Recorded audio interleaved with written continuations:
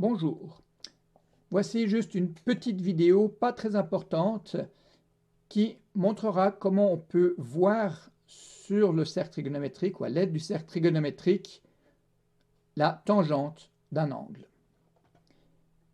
On part d'un cercle trigonométrique, donc centré à l'origine d'un repère et de rayon 1. J'ai renoté la définition de la tangente d'un angle ici. Et je vais construire une droite, ou un segment de droite, qui va correspondre à la tangente de l'angle. Alors on place d'abord un point E1 de coordonnées 1, 0. Ensuite on trace une verticale qui passe par ce point. On trace une droite qui passe par O et P. On prend l'intersection des deux droites qu'on vient de construire, que j'ai nommé P1. Et ensuite, on trace le segment qui va de E1 à P1. Et maintenant, je vais montrer que la longueur de ce segment est égale à la tangente de l'angle qu'on se trouve dans le cadre d'un cercle trigonométrique. Alors, c'est relativement simple. On va utiliser le théorème de Thalès. On voit que ce triangle-là est semblable à ce triangle-là. Tous les deux sont des triangles rectangles qui ont tous les deux un angle alpha le même. En conséquence, cette longueur divisée par cette longueur, mais la longueur de O à E1, elle vaut 1. Donc, cette longueur divisée par 1 est égale à cette longueur sur cette longueur, qui est égale à la tangente de alpha par définition. Donc, on vient de montrer que cette longueur correspond à la tangente de alpha. Ceci, c'est vrai, ce qu'on vient de faire, c'est vrai pour le premier cadran. On va juste montrer que c'est vrai aussi pour les autres cadrans. Le deuxième cadran, quand la première coordonnée est négative, mais la deuxième positive, on a toujours cette longueur sur cette longueur. Ça correspond à la tangente de l'angle au signe près. Donc, il faudrait mettre un signe moins. Et on voit ici que la longueur tangente, elle est en bas, elle sera donc négative. Et de nouveau, on a cette longueur sur cette longueur est égale à cette longueur sur cette longueur, parce que le triangle qui est ici est semblable au triangle qui est ici. On peut encore recommencer en allant ici, comme ça.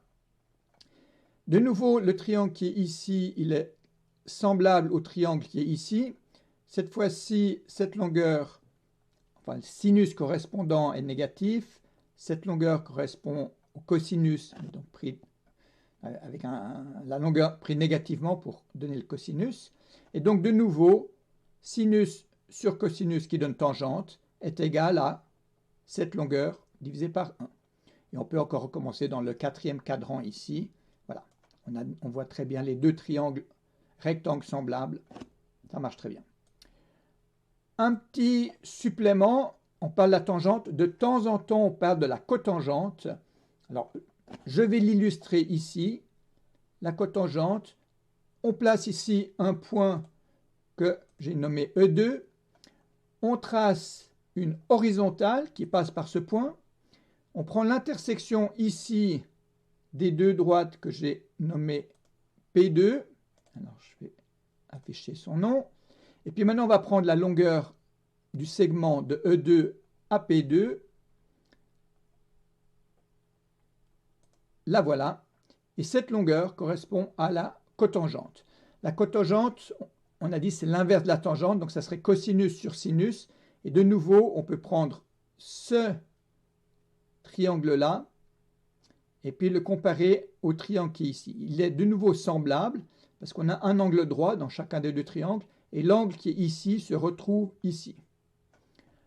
Alors ici, il faut constater que cette longueur, donc la longueur qui est en fait qui touche l'angle alpha qui est là, qui est adjacent à alpha, cette longueur divisée par 1 est égale à la longueur ici, cosinus, divisé par sinus.